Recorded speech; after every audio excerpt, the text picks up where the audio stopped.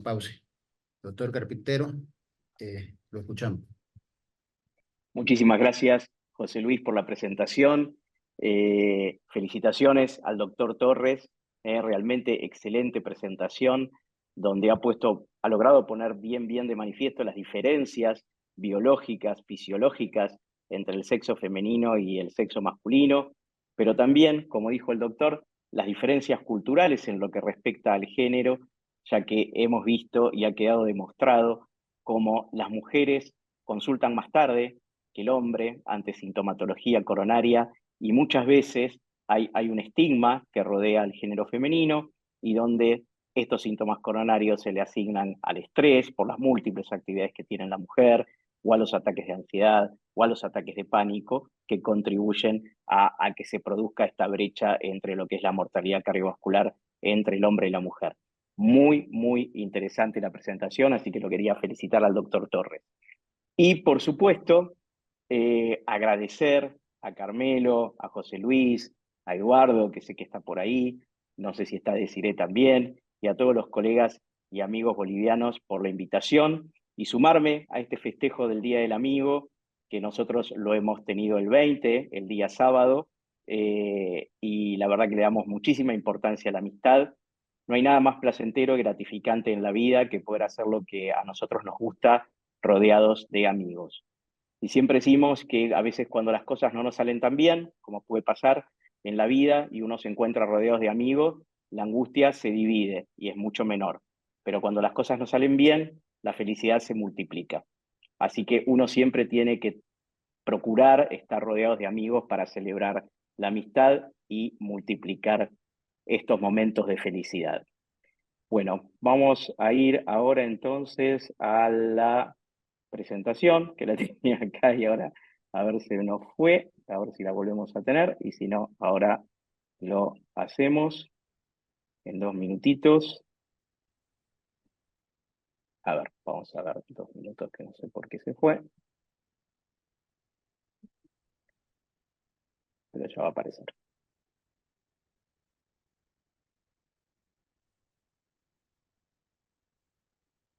Ahí estamos.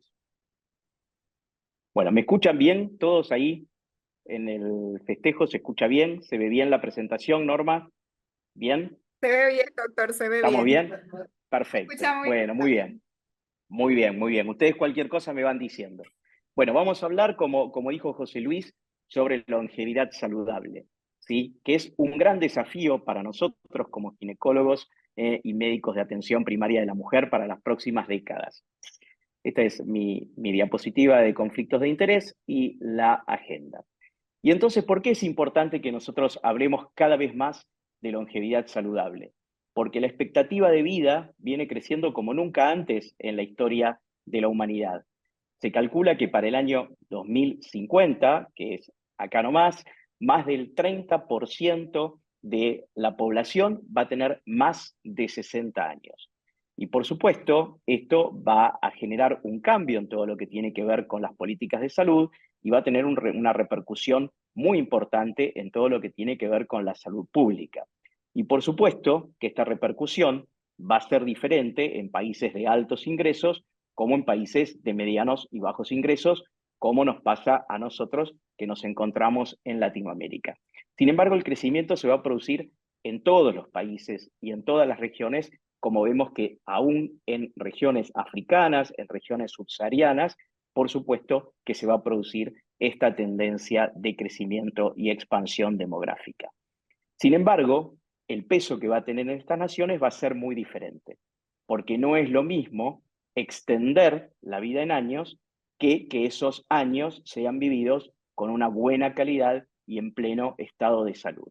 Y entonces acá vamos a ver cómo, por supuesto, es mucho más notorio en regiones de Asia y de África, donde la disparidad entre los años vividos y los años vividos en plena salud va a ser mucho más notoria.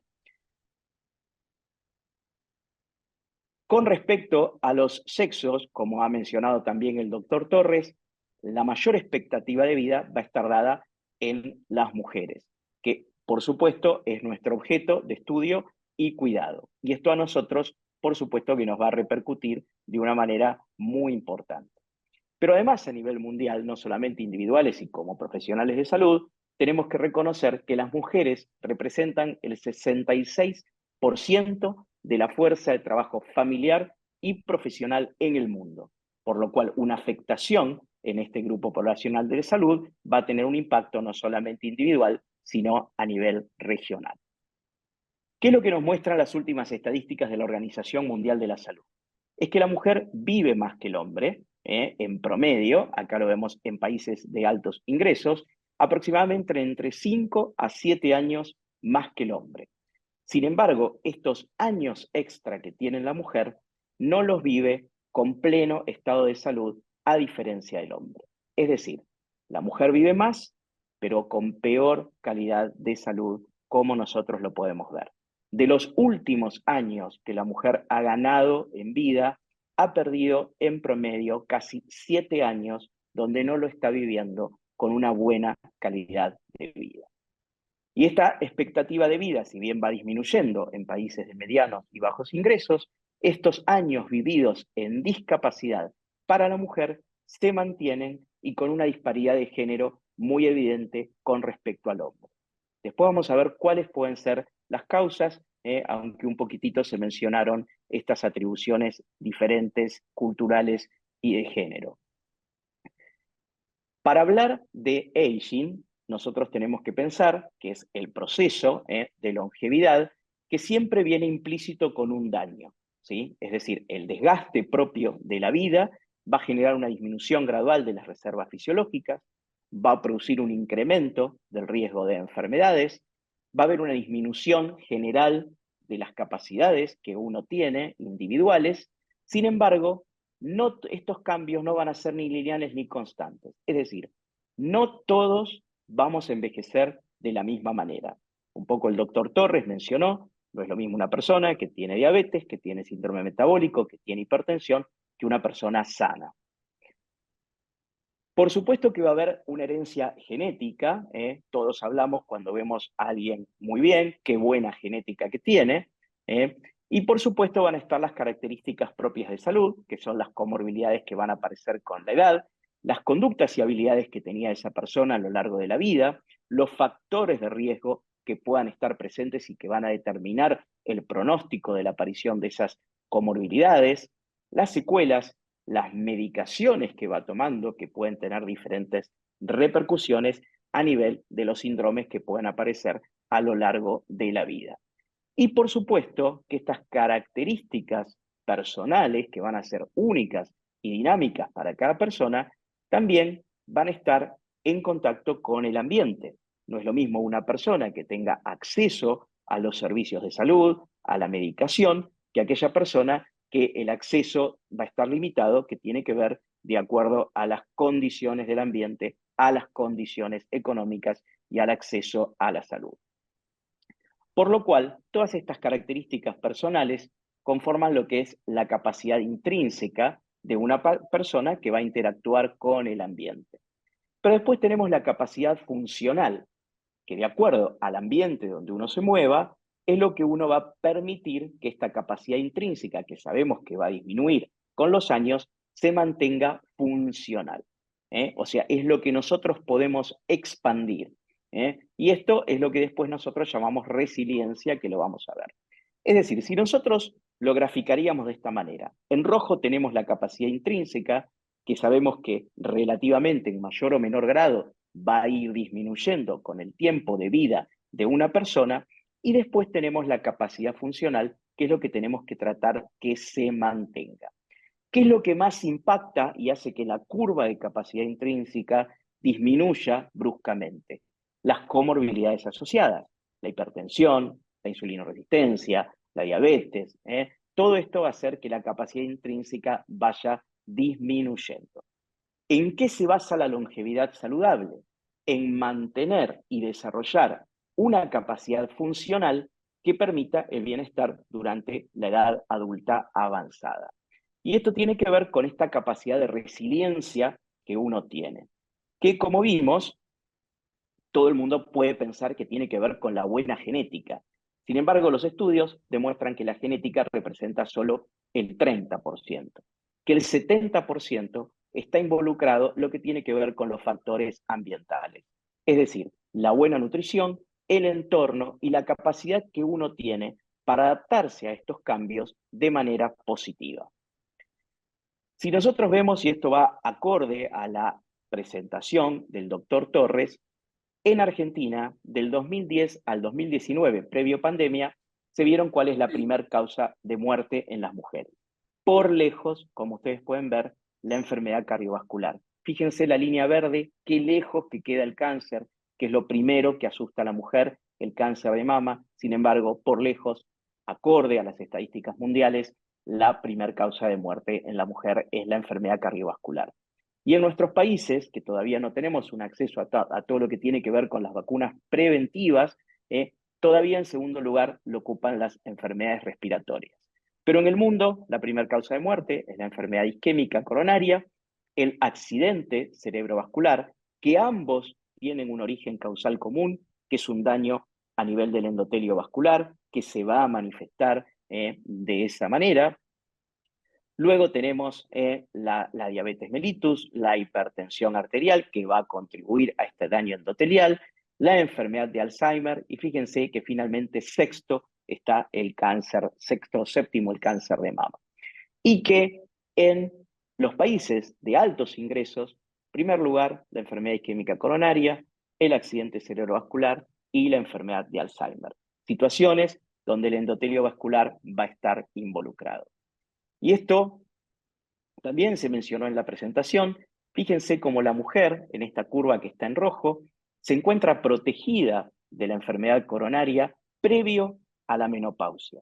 Sin embargo, a medida que aumenta la menopausia, esta brecha de género aumenta con respecto al hombre y la mujer comienza a presentar mayor vulnerabilidad y que se va a mantener a lo largo de la menopausia, que como vimos, hoy por hoy en la mujer representan casi 35 años de su vida que va a vivir en postmenopausia.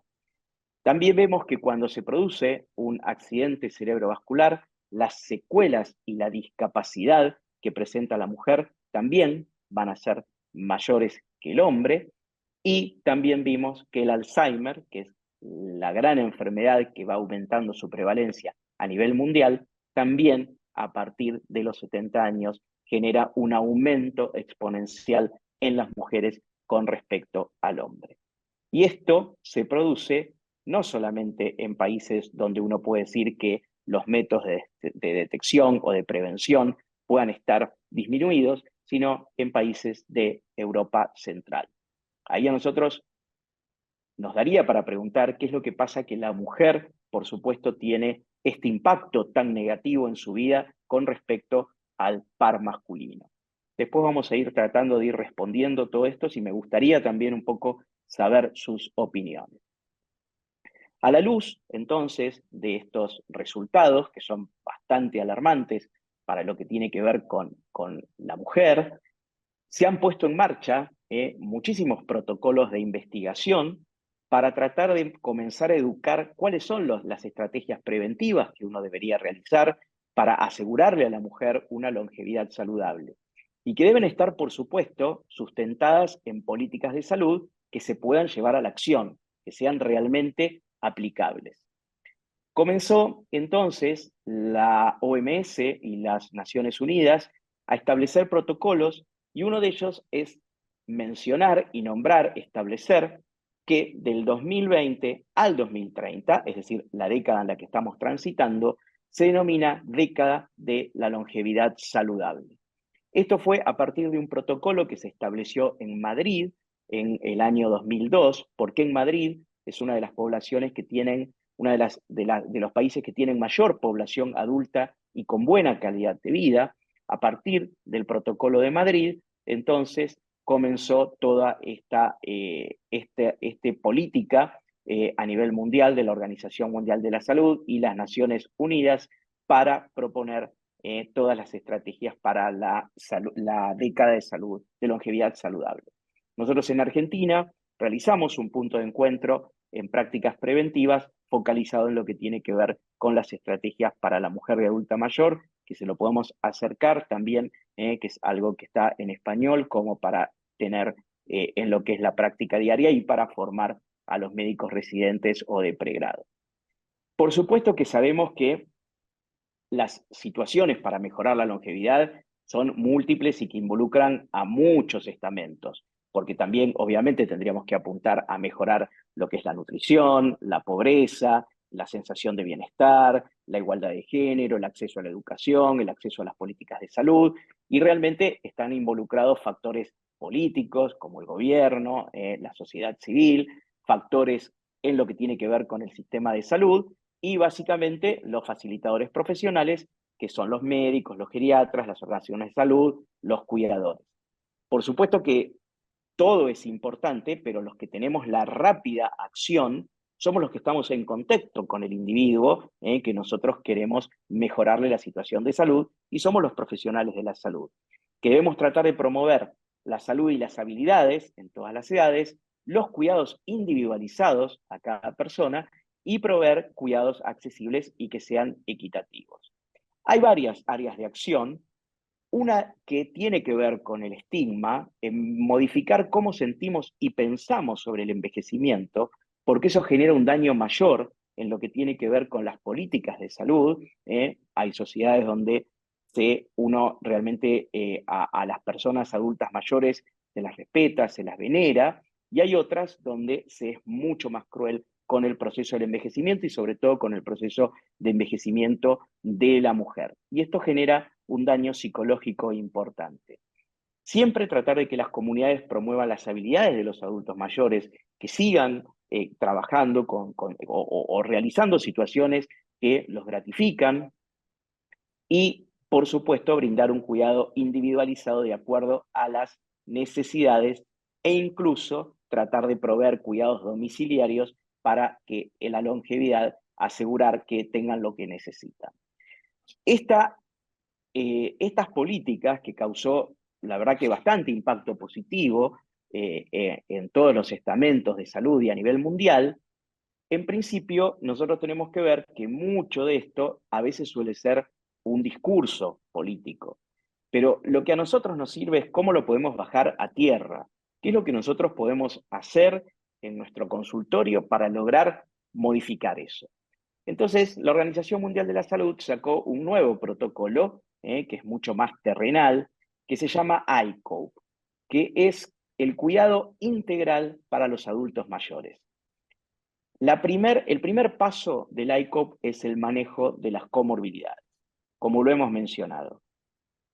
Corregir, cuando puede aparecer, los trastornos hipertensivos, la dislipidemia, la insulinoresistencia, que esto seguramente va a dar, como vimos, el daño del endotelio vascular y va a llevar a la enfermedad cardiovascular, que es la que va a generar mayor deterioro y mayor discapacidad.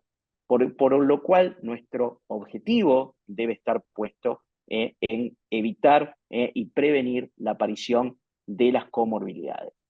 Nuestro segundo objetivo debe estar siempre mejorar la función musculoesquelética, la movilidad y la vitalidad. Básicamente con la nutrición. Nosotros tenemos que asegurar que la nutrición sea variada, de calidad, con alto tasa o porcentaje de proteínas para mantener la masa muscular, que eso es clave, pero también que haya una actividad física programada. Seguramente cuando nosotros hacemos esta recomendación, la gente nos puede decir, pero no podemos, no encontramos el espacio, o por supuesto, como nosotros estamos atravesando una crisis que es regional, en toda Latinoamérica no puede pagar un gimnasio.